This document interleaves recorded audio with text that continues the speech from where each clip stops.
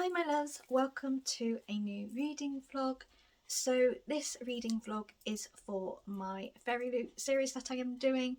So every month I read a Fairyloot book that I got from my subscription and I read it, and basically I just decide whether it's worth having a Fairyloot subscription. I will link down my playlist down below of the first 2 months. So technically January's book was read in February's month because COVID happened in January and I didn't have a chance to vlog the vlogs I wanted to do, but I've done it separate, so it looks like I have done like the first 2 months. So January, just to recap, was Lee's Hollow Vows, which was a 5-star, loved. For February it was Once Upon a Broken Heart. We didn't like that. And for this month it is Law by Alexandra Bracken. So if you didn't know, in all of my Fairyloot series I'm also buddy reading the book with Lucy. So because for February I read 2 and I picked them, I said to Lucy for March you can pick your choice and we'll read that together. And so she gave me a couple of books that she quite liked the sound of. I said, oh, I'm quite interested in these 3, and then I said basically I'm interested in these 3, but honestly just choose which one you really want to read. And she chose Law because she's been wanting to read this for a while, and I'm really excited. I'm really excited for this. The synopsis sounds really good, and I think I'm going to have a really good ride with this book. But I'm a little bit nervous because not all Greek mythology, whether it's a retelling or not all of them work for me. Anything by Hades and Persephone, them 2 together, their romance, a retelling or not about their romance or whatever, anything by them I'm fine with, purely because I know their mythology. Like, I know that, not just a retelling, I know what their mythology is, like, you know, the facts and all that. Everyone else I don't. When I read Songs of Achilles, I didn't like it. It wasn't I didn't like it, I just didn't get why everyone was loving it so much. But I think it was purely because I don't know these the background of those gods characters and all that, and I think it was that. I did soft DNF it and then I ended up actually unhauling it, and it's been a book now that I've been like, I actually been oohing and ahhing about reading about these 2 characters first, like on Wikipedia and all that, and then reading the books. I think if I actually understand who they are and their background, I might enjoy the book more. So I'm a little bit worried because, you know, it's mythology and I only know Hades and Persephone really. But I did have a look up on here. So I did look up about Zeus and I did look up about Athena and like their things. I thought Law was a actual Greek god. She's not, she's a human. So I was like, okay. I also, because there's like in the this is a Fairyloot version, but the actual standard edition, it's got Medusa on there, and I was like, is this a Medusa retelling and all of that? It's not so much. I think it's just Law is like a descendant from that sort of god or something. I'm not fully sure. I did some little reads about these people, so I've got a little background of knowing, but this is like a complete modern take. It's a complete different retelling, so I'm kind of feeling like, you know, I'm not going to be completely lost because it is a retelling. It's like a sort of complete different story. But just to read what the story is about, because there's no way I'm going to actually do it justice with me telling you what it's about. So this is what Law's about. In modern day New York, a murderous game is about to begin. They are gone. Every 7 years, for 1 week only, Zeus punishes the gods by forcing them to walk the earth as mortals, savagely hunted by the descendants of ancient bloodlines, all eager to kill a god and seize their divine power and immortality. After her family was brutally murdered by a rival line, Law Zeus fled, turning her back on Agon's cruel promises of eternal glory. For years, Law has honoured her parents' memory by doing one thing: surviving. For years she has pushed away dark thoughts of revenge, until now. As the next game dawns, Law finds Athena gravely wounded on her doorstep. The goddess offers her an alliance against their mutual enemy and a way to leave the Agon behind forever. But Law's decision to rejoin the hunt will come at a deadly cost, and may not be enough to stop the rise of a new god with the power to destroy all of humanity. It sounds really good. Lucy's already started it. She's really enjoying it. She said it is quite slow paced, but with a new book with a complete like new fantasy world and characters, you are going to get a bit of a slower pace just for the world building and to get that character build up. But regardless of that, she said she's really enjoying it. It's a really good book. So I have this feeling like it's going to be one of those books where you get to halfway point and then everything's just going to go really fast. But yeah, so I'm going to be starting this. When am I going to start this? I want to start this today, but I'm actually not going to do any reading as of this moment, purely because I got up late because I had the most horrendous stomach ache, and I was like, oh, I don't like this. It's all gone now because I finally went to the toilet.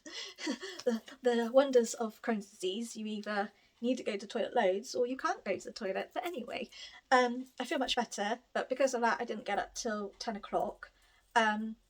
It's going to be a busy day today because my daughter's got rainbows, but because my dad's gone up to Newcastle because my grandma's finally had an operation. She was meant to have it yesterday, but she had it done this morning. She's out, she's in recovery, she's, you know, doing okay. But my dad's gone up there for possibly just 2 weeks. It might be a week, it might be two, just to make sure, you know, she's okay, that she's getting all the correct help and the correct drugs and everything, and just making sure she doesn't do much. She needs to now rest and recuperate and get better. So he's gone there just to pretty much keep an eye on her, but pretty much rein the rest of his family to say, you're doing the work, not her. So he's there, and usually he will take Alice and myself to Rainbows and back, as it is quite a walk from our house to there. But unfortunately, because he's not here, we have to walk. So it's literally she gets home, she's getting changed, and we're walking. So because of that, it's going to be a lot later and everything. So I think I might see if I can read at least a couple of chapters now while I'm eating my lunch. But obviously I have to do the school pickup, so we'll see.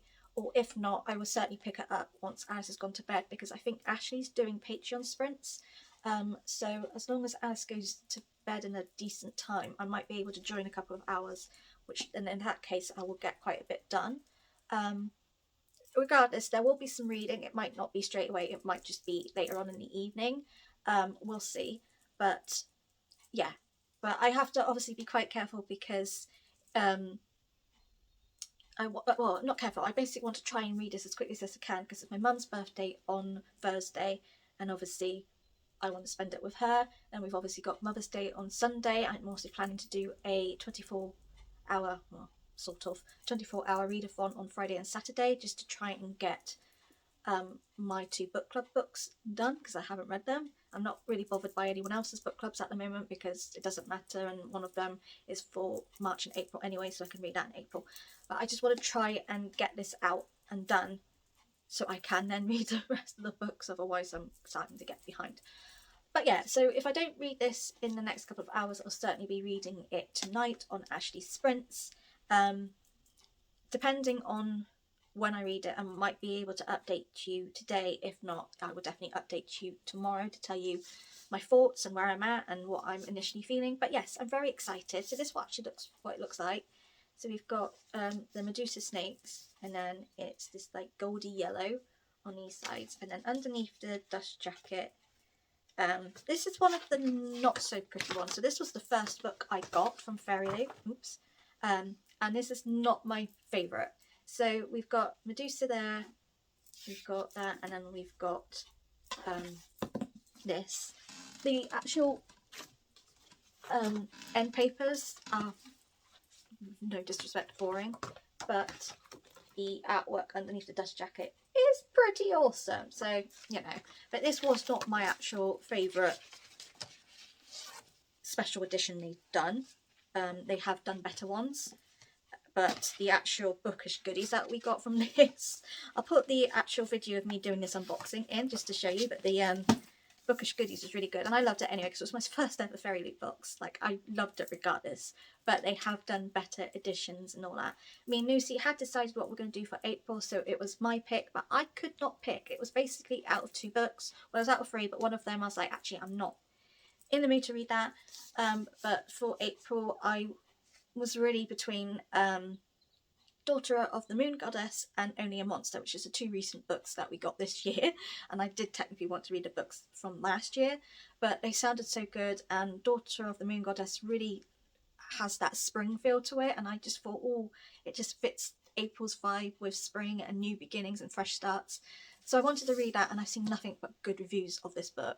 But I really wanted to read Only a Monster 2 because the minute I got it in my hands, I was like, it sounds so good, I want to read it. So I went to Lucy, how do you feel about reading 2? Because I can't pick. And she was like, yeah, cool. So we're going to read 2. I think we're going to read Daughter of the Moon Goddess first, and then we're going to read Only a Monster. So I'll be reading 2 books for April, but I honestly think these are going to be amazing. I'm really excited for them. I know Lucy is. But yeah, with further ado, let's get straight into the vlog.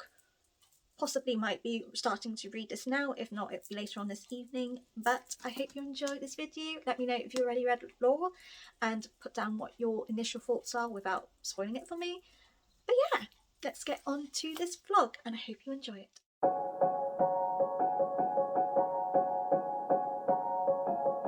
I don't wanna let you down. It's the only thing I think about every morning. You know my life ain't figured out, but I promise if you stick around it'll never get boring. We'll spend nights, cheap red wine, look at flats even though we can't afford them. I don't wanna let you down, I don't wanna lose you now. Hello my loves, good afternoon. I haven't done any reading updates for you and I'm sorry. Yesterday I was so tired that I read a little bit and then I was like, I can't do anymore. I need to go to bed. So that's what happened. And then this morning I have literally just filmed some videos that I wanted to get out of the way so I can schedule them in a little bit later and then not have to worry about filming them for the beginning of April. So I've been doing that. So I haven't updated you. I'm doing it now. I haven't done any more reading since last night, so I do need to really knuckle down and read. But I did do some reading of Lore. I am on chapter 4, page 37, and I am really enjoying it. I also just want to show out. So I actually had to go back on my Fairyloot video to see which bookmark it was, because I like to read the bookmark to the book, and it was this, and it's just gorgeous. So I'm very happy that there's bookmarks for this because it just looks really nice, a book. But I'm really enjoying it already, and I'm already like got so many questions in my head, and I'm like, ooh, and it is a book that I certainly think I'm not going to want to put down. It's one of those books at the moment of how I'm feeling. I feel like I'm just going to constantly want to read and read to find out what's going on.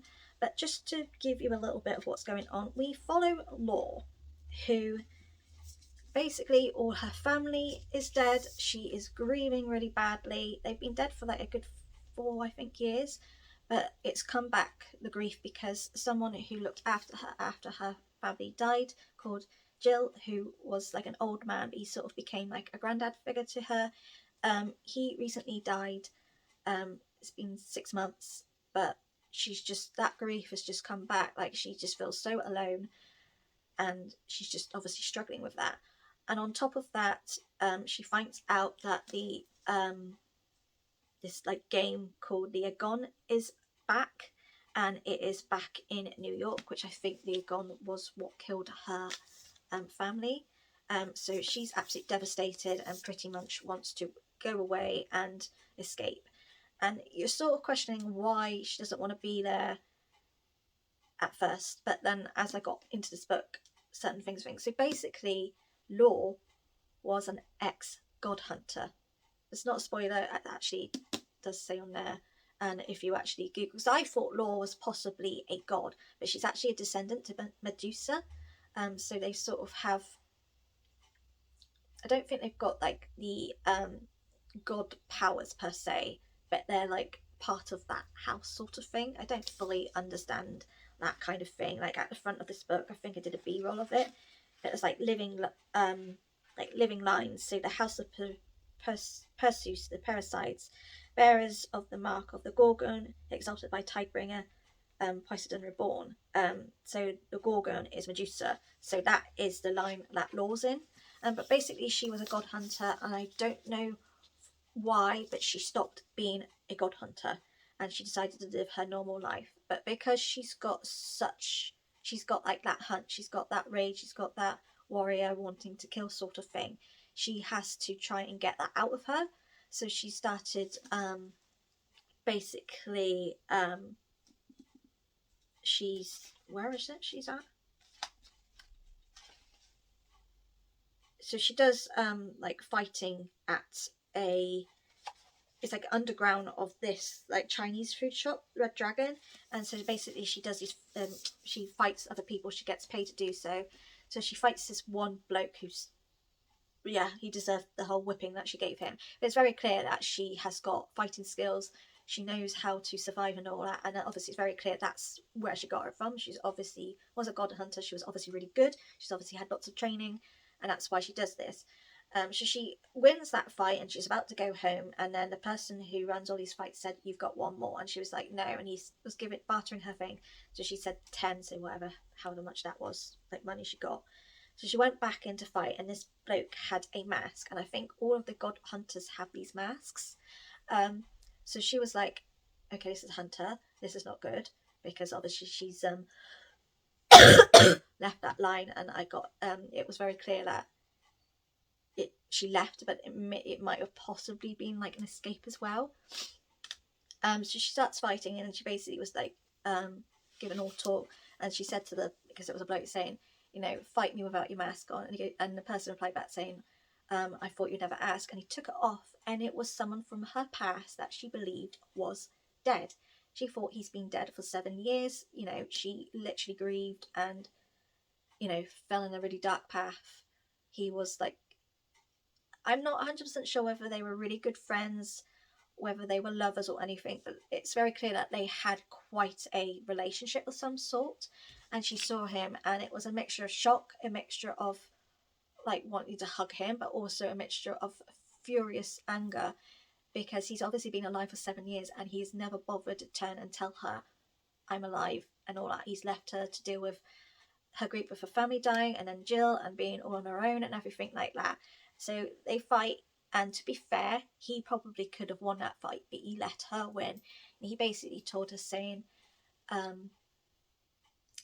he's back and he's looking for something or someone, and I'm not sure if it's you. And obviously it was sort of like, okay, someone's looking for her, like this isn't good.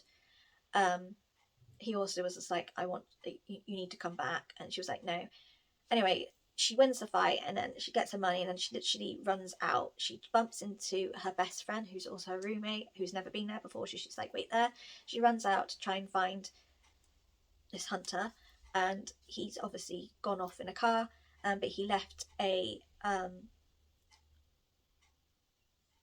empty beer cup, and it's written on there, and it was like a code, and it was basically a code for the game hide and seek, and it's basically a come find me. So it's basically this game of come find me and we'll talk sort of thing.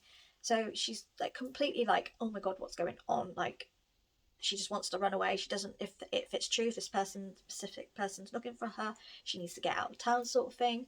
So then she comes back to see her best friend, and she's like, "What are you doing here?" and blah blah blah. And then there was like a story behind that. And as they were going back to their home, so the home that she lives in is actually the house that Jill lived in. She was his carer for a while, and that's why they became very close. But he left in his will all of his money to her, and the house to her, and also to her best friend, because they obviously were involved with Jill and all that. So they're walking home, and they thought at first that it had been raining, because there was some like really dark splodges on this path.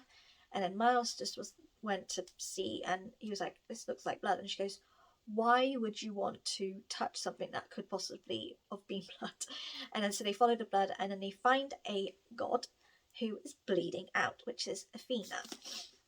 And literally, she basically, the only sort of sentence she said to Law was, "Attend to me," and then it was, "Attend to me, mortal," and then she passes out. And yeah, so obviously with the synopsis we know that Athena helps her, and that she joins an alliance and all that. So it's very clear that she obviously isn't going to run away. I have a feeling that she does become a god hunter again, or something like that. I'm not 100% sure, but already the first like 30, how many pages have I read? 37 pages. I've not wanted to put down. Hello, gonna be quick, no reading update, but I got a little cute parcel, and I want to show you it because so you know, in February I treated myself to a Anna Louisa order. I bought, oh hang on, this mama necklace and this ring, and I decided to treat myself to some other jewelry goodies from them because I adore it. And it came today. It wasn't meant to come until Friday, so it actually came earlier than I thought, and I only ordered this on Monday or Tuesday. No, I think it was Monday. But it was Mother's Day. It's like 20% off. I've splurged because I bought 3 things. But one thing I like about Ana Luisa is you can do a payment plan. So they use Klarna, so you can do like 3 payments like every so often, or you can pay in 30 days. So I just paid off this one. And so this one I did 30 days, but I've actually extended my date, so so it'll be the end of April, just because then I can save up the money like that way. But yeah, this is what it looks like. So I got these 2 beauty fours, and then that black one there. And it comes in this box. It says thank you, and it says all of this. I've already explained what this company does, so I'll tag that video down below so you know. I'm not sponsored or anything, but yeah, I'm going to start opening up so you can see the pieces. So first up is this little rope one, which is just like this. It's a mini one, but it's an adjustable one. So is this beautiful? Next, we've got this just plain gold band. And then lastly, I have got this chunker focus of a ring.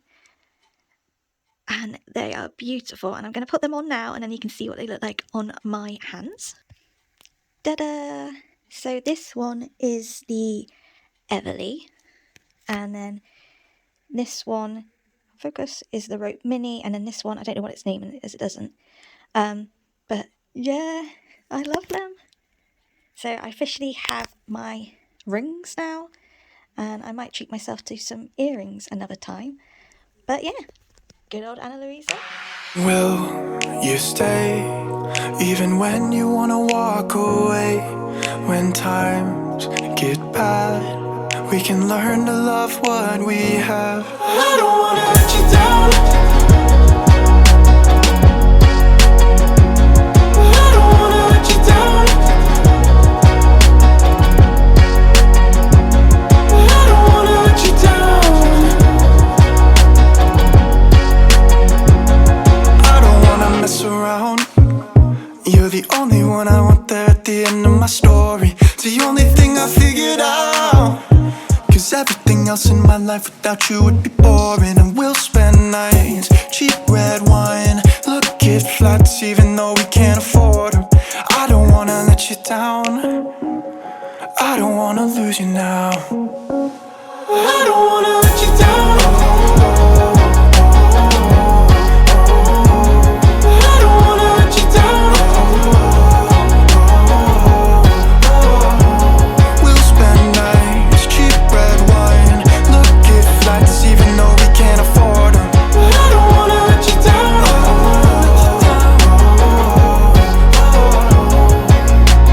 Will you stay even when you wanna walk away?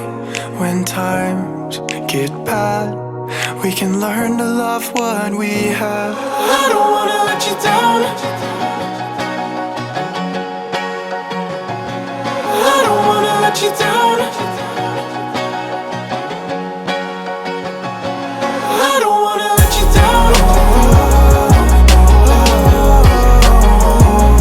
I don't wanna let you down. We'll spend nights, cheap red wine, look at flats even though we can't afford them. I don't wanna let you down. I don't wanna let you down. No, no, no. I don't wanna let you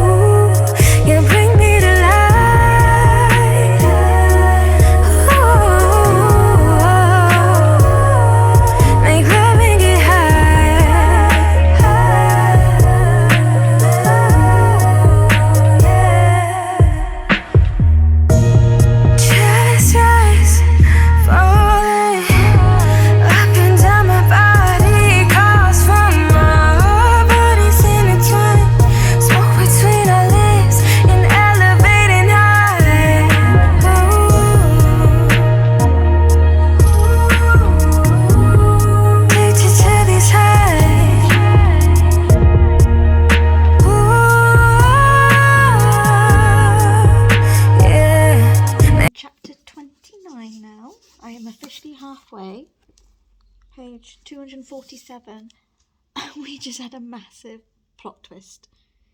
So they just found the reveller and yeah, stuff happened.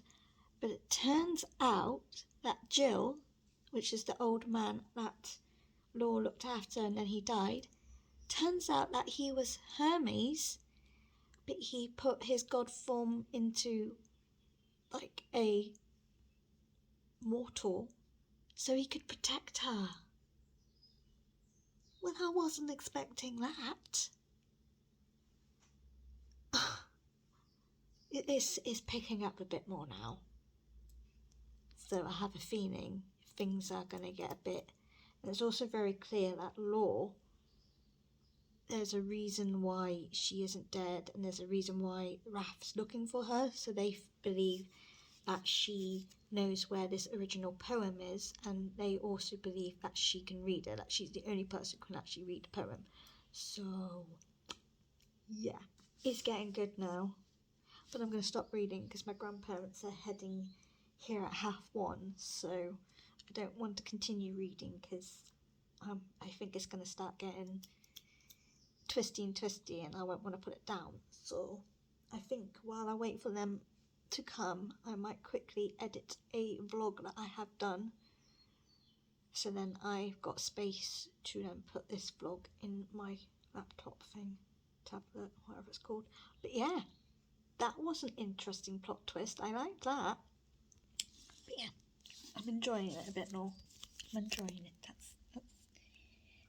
If it continues like this and we get more plot twists and it gets a bit faster paced, it may be a 4.5 star. We'll see.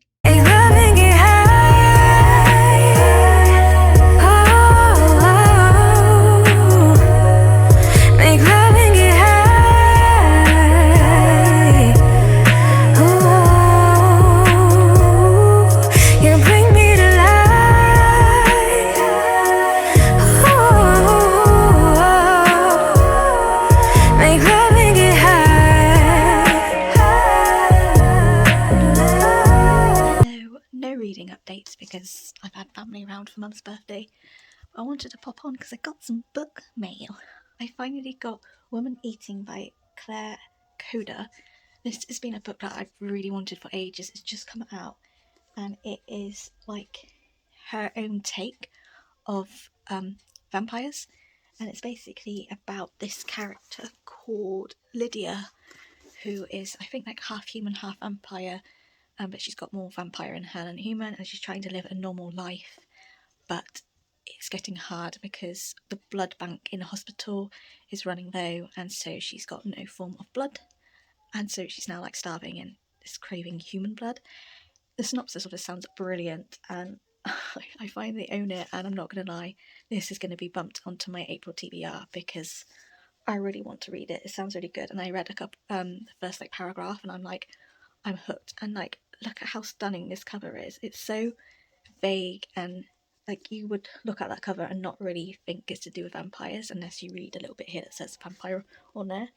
But yeah, I'm really excited to read this. I'm definitely going to bump it up. It's a short book. It's how many pages? 243 pages, so short and sweet. I'm really excited for it. That's all I can tell you really. I haven't done any more reading because family's been round. We've just ordered a takeaway and I think it's just come. So I'm going to go and have my takeaway and then we're going to watch a movie. So I'll probably do some more reading when I get into bed and read a bit more, and I'll probably finish the book tomorrow morning. But yeah, I will probably vlog tomorrow, but I'm really excited for that book. Very, very, very wanting to read it, to be honest, but we're going to hold off until April. But yeah, check in later.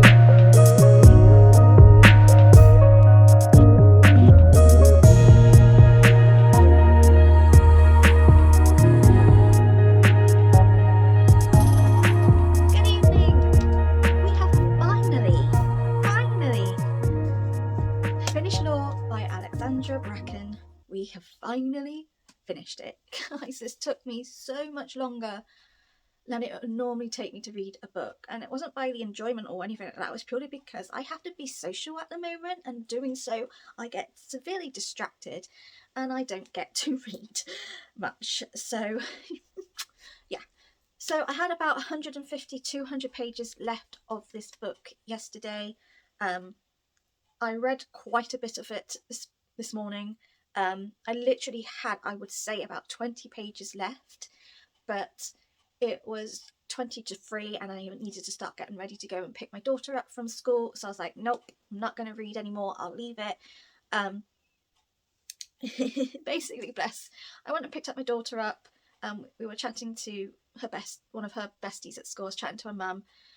Alice ran off to go and see her old reception teacher, Mrs. Brown, and she got some carrots for the piggies to bring home. Long story cut short, she gave me the carrot. She ran back to talk to Mrs. Brown, and she fell over. She must have caught her foot on a twig and a stone, but because where she fell over there was a puddle, so I think she also slipped from the puddle, and she twisted her ankle. And she actually has twisted her ankle because she's got quite a swollen ankle.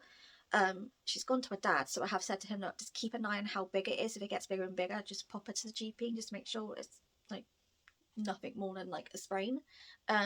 So you won't personally know, but Alice is someone who, she won't cry in front of certain people. She will only cry in front of us. It took her quite a while to even cry at her dad's. She will not cry in front of friends. She won't cry in front of other parents. She will not cry in front of her teachers at school. So she cried, and that is a big deal. But she cried in the sense that she wouldn't let anyone see her, and so like she was hiding herself. And I was like, oh god, I don't like, this is horrible. So I came up to her and I touched her leg and said, it's me. And like, so she looked up a little bit, and I said, it's okay. And like, so I hugged her, but I obviously had to try and make sure like where she hurt herself, because obviously I couldn't see, and because she was hiding, she didn't like other people seeing. So we didn't get out of school until like probably 25 past 3. Once we got out, they actually closed the gates, so that was probably how late it was. And we took a long walk back, purely because like it was hurting to walk on her foot, and I was just like, okay. We got home and we literally sat down for probably 5-10 minutes, and then the dad turned up. So it was 4 o'clock. I was expecting him to come at around 4, half 4 anyway, and I was sort of thinking if there's no traffic, it's going to get here early. But because obviously it took us ages and we didn't get back in until like probably 1:45 by the time all that, so she hadn't got dressed into normal clothes. I hadn't even sorted out her stay over bank and stuff like that. So in the end I was like, Jamie, come in, like she's eating, you know, she's a little bit of a mess because she fell over and all that, blah blah blah. So she left just after 4, and then I helped mum make tea, and then I was like, okay. So after I had tea, I was like, right, I'll see if I can finish reading this, because I didn't know what time Alice was going to ring. So they didn't actually get back until just after 7. It was like 7:15, I think they got back, and so she just rung me at 7:30. So I was like, oh Alice, look, I'm going to be really quick because you're going to have to be up early because they're going to Legoland tomorrow. And I was just like, you know, I'm seeing you tomorrow anyway. So I managed to finish the 20 pages of the book. Now I will say this, once you get halfway into this book, everything picks up. It gets a lot faster, so many twists and turns that it was very hard to put down. Now overall, I'm going to give this book a 4.5 stars because the last half of this book I loved. It was really fast paced. I really do like the characters, and I did like the different take to Greek mythology in that storyline. But my issues with this book was the pacing. There were moments that were so slow that it dragged, that I was just like, oh god, like get to the point. There are moments that I just thought we didn't need. There was a lot of world building, and I kind of felt, for a standalone, to me there was too much world building. Like, I get it if it's like a trilogy or a series or something like that. Sometimes the first book you do get that bit of world building, and as you go into the series, like, you don't get that so much. But I always find with standalones, you get world building, but it's also to the point. I didn't get that. Like, to be fair, if I really be critical, this wouldn't be a 4.5 stars. I'm giving it a 4.5 stars purely by my enjoyment and how much I did enjoy it, which I did, even though there were slow bits, even though there's bits that I didn't think were necessary, there was too much world building.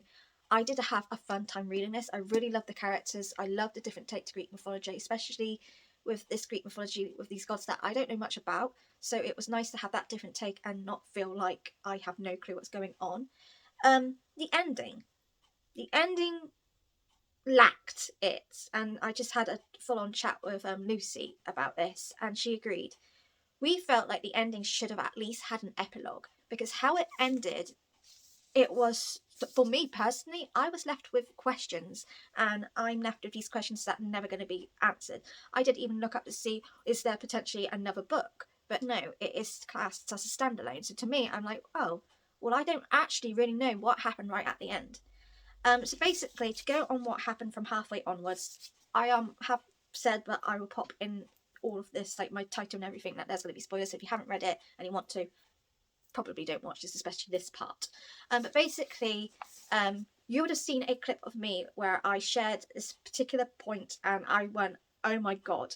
Now I had to film that again because I read it and this happened. I went, I haven't filmed this reaction, so I like refilmed it. But basically, Athena's been helping Laura out. And not once did I ever have an inkling that Athena had her own agenda. I genuinely thought she just did not like Raph. She didn't want to him. She wanted to protect her because her goddess powers is to be a bringer of distractions, but also to protect the world and the mortals and like living things and all of that kind of thing. So I was just there expecting her to be, you know, a protector of the world and all that.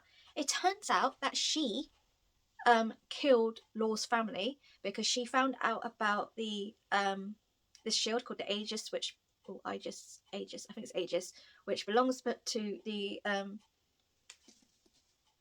how do I pronounce it again? Well, it basically belongs to Law and like her like bloodline and all that. And everyone believed that Law had it, but she didn't, and she played dumb that she hadn't got it. Turns out that she does have it, or she does. She's hidden it and like sort of forgotten it's there.